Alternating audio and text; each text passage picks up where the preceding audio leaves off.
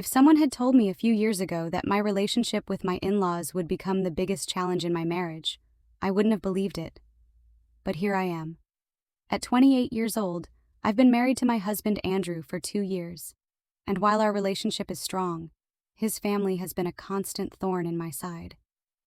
From the very beginning, Andrew's family treated me like I didn't quite belong. The first major red flag came during our wedding.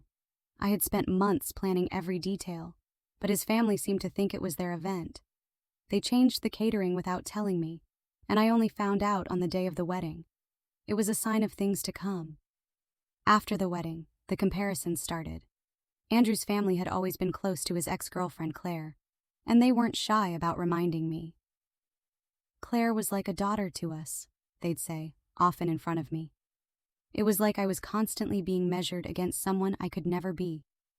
Holidays became another battlefield. Andrew's family had an unspoken rule that every holiday had to be spent with them.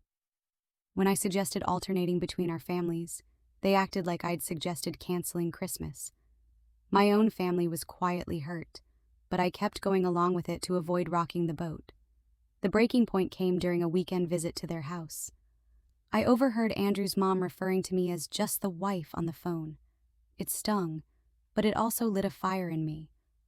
I realized I'd spent years trying to fit into a mold I was never going to fill. I decided I was done bending over backward. I stopped initiating contact with Andrew's family and started focusing on my own happiness. When holidays rolled around, I made it clear that I wasn't hosting anymore. I even planned my own trip with friends instead of waiting for an invitation that never came. At family gatherings, I stopped engaging in their passive-aggressive comments. I stayed polite but distant, letting Andrew take the lead. It wasn't easy, but it was necessary. Slowly, I started reclaiming my peace. The fallout wasn't pretty.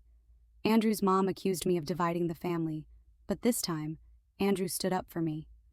He called out their behavior and made it clear that things needed to change. It was a turning point for us as a couple. Over time, small victories started adding up. Andrew's dad apologized, and some family members began to see my perspective. It wasn't a full reconciliation, but it was progress. Today, our family dynamics aren't perfect, but they're better. Andrew and I have learned to set boundaries and prioritize our marriage. We've created our own traditions and found joy outside the drama. Looking back, I'm grateful for the experience. It forced me to grow, to reevaluate my priorities, and to focus on myself. Life isn't perfect, but it's mine, and for the first time, that feels like enough. If you've ever felt like an outsider in your own family, I want you to know this. You don't have to let someone else's choices define you. Stand up for yourself, focus on your own happiness, and trust that life has a way of working out.